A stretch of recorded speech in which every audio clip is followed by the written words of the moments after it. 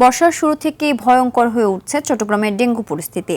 বাড়ছে রোগীর সংখ্যা, পাশাপাশি মাথা চারা দিয়ে উঠছে চিকুনগুনিয়া। আক্রান্তদের অনেকে স্থানীয় হাসপাতাল ও বাসায় চিকিৎসা নিচ্ছেন। সরকারি হিসাব অনুযায়ী গত বছরের তুলনায় এবার আক্রান্তের হার 4 গুণ বেশি। অবস্থা নাজুক হলেও এডিস মশা নির্মূলে তৎপরতা নেই চট্টগ্রাম সিটি কর্পোরেশনের। চট্টগ্রাম থেকে সাইফুল মাহমুদের পাঠানো তথ্যচিত্রে বিস্তারিত জানাচ্ছেন আব্দুল হামিদ। জুলাই মাসের শুরু থেকেই চট্টগ্রামে খারাপ হতে শুরু করেছে ডেঙ্গু পরিস্থিতি। হুহু করে বৃদ্ধি পাচ্ছে রোগীর সংখ্যা। টানা বৃষ্টিতে জমে থাকা নোংরা পানিতে জন্ম নিচ্ছে ডেঙ্গুর বাহক এডিস মশা। ডেঙ্গুর প্রকোপ বাড়লেও কার্যকর কোনো ব্যবস্থা গ্রহণ না করায় সিটি কর্পোরেশনের উপর ক্ষুব্ধ নগরবাসী। বলছেন মশা নিধনে পূর্ণ জরিপ ব্যবহার করায় নিয়ন্ত্রণে আনা যাচ্ছে না পরিস্থিতি। কর্পোরেশনের পক্ষ থেকে উদ্যোগ নেওয়া উচিত, যাতে আমাদের নালাগুলা যাতে পরিষ্কার থাকে, পানি নিষ্কাশনটা ঠিক মতো হয়। সিটি কর্পোরেশনের লোকজন নিয়মিত এগুলো পরিষ্কার করতেছে না।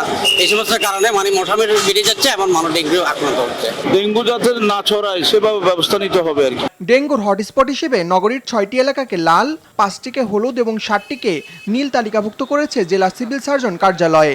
বর্ষাকালে আমাদের যে বিভিন্ন ধরনের নালা নর্দমা এবং নিচু জায়গা আছে সেগুলোতে বেশি পানি জমে থাকে, সেখানে মশাগুলা বেশি ডিম পাড়ে এবং লার্ভা উৎপন্ন হয়। আমাদের কার্যক্রম এখানে আগের চেয়ে অনেক বেগবান হয়েছে। এখানে বিটিআই এবং বিভিন্ন ধরনের নতুন নতুন ড্রাগ দিয়ে ফগিং করা হচ্ছে, স্প্রে করা হচ্ছে। এক জরিপে নগরীর 37% বাড়িতে এডিস মশার লার্ভা পাওয়া গেছে। মশা নিধনের প্রয়োজনীয় ব্যবস্থা নেওয়ার কথা জানান চশিকের প্রধান নির্বাহী শেখ মোহাম্মদ তৌহিদুল ইসলাম। বরাবরের মতো এবারও সর্বোচ্চ ব্যবস্থা আমরা গ্রহণ করেছি।